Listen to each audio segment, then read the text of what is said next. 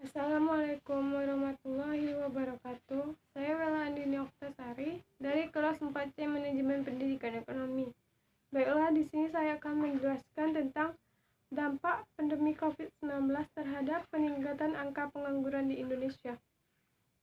COVID-19 adalah virus yang menyebabkan gangguan ringan pada sistem pernapasan dan bahkan bisa mengakibatkan infeksi paru-paru berat dan bahkan bisa menyebabkan kematian. Virus corona di Indonesia terus mengalami peningkatan yang cukup signifikan. Virus ini juga tidak hanya membuat perekonomian di Indonesia menurun atau melemah, tapi juga mengakibatkan jumlah pengangguran dalam skala besar.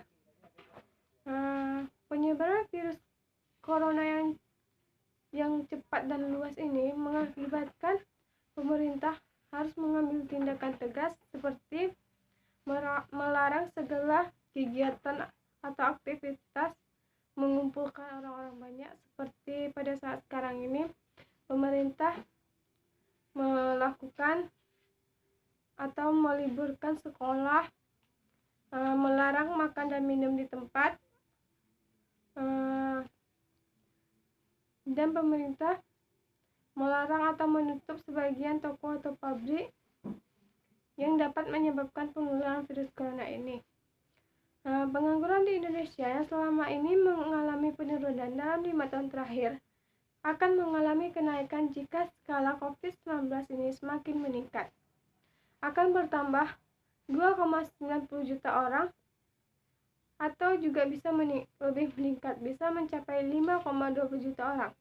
Jumlah pengangguran yang bertambah itu disebabkan besarnya tekanan yang dialami berbagai sektor usaha.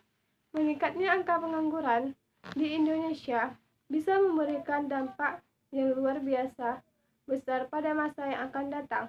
Tidak mudah bagi suatu negara untuk memulihkan kondisi perekonomiannya dengan cepat, ditambah lagi dengan angka pengangguran yang cukup tinggi. Dengan ditutupnya berbagai sektor industri memaksa para pegawainya untuk menyetujui keputusan yang diberikan. PHK ini juga dilakukan karena kurangnya pembelian dari konsumen dan dibatasinya ekspor ke negara tertentu, sehingga akan menghambat ekspor dan mengurangi pendapatan perusahaan. Bahkan bisa mengakibatkan perusahaan mengalami kerugian. PHK ini menjadi alternatif terakhir bagi perusahaan.